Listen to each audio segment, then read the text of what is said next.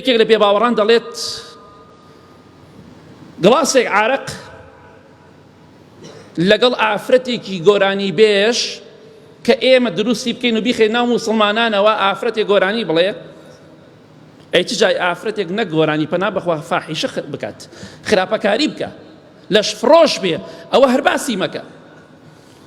ئەوەی کە گڵاسێک عارق لەگەڵ ئافرەتێکی گۆرانی بێژە بۆ ئێمە دەیکات بۆ فەسادبوونی ئومەتی محەممەد صلی الله عليه وسلم هەزار دەبابە و تۆپ و تەیارە بۆ ئێمەی ناکات. ئەمە قسەیەکێک لە بێباوەڕانە لە مولحیدەکان. بۆیە دەڵێت ئێوەش وایان لێ بکەن ڕۆ بچن لە خۆشەویستی پارە و پول و شەهەواتە، وایان لێ بکەن بەردەوام خەریکی شەهەوات بن، خەریکی پارە و پول بن، وایان لێ کردووە وەمە لێ هاتۆ یان نا. ئێستا ئەمڕۆ واین مەجلیسەکان یا باسی پارە یا باسی ئافرەتە، تەواو لەوە دەرناچێ.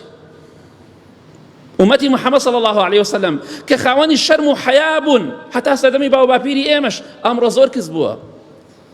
ئەوەیە ئەوان دەیانەوێت لە ناومان بەرن ئەخلاق و ڕەوشت و ڕێز و حرمەتمان لە ناو بەرن دوژمنانی ئەم دینە، بەڵام ئێمە ئەوەندە نەفام و گێرین ئاگامان لە دنیانەیە خەبەرمان نابێتەوە. کاتێک کە خەبەرمان ئەوێت دەڵێن من ڕەبوو کە پەروەردگارت کێ تازە قیمەتی چی، تازە تۆ مرتی.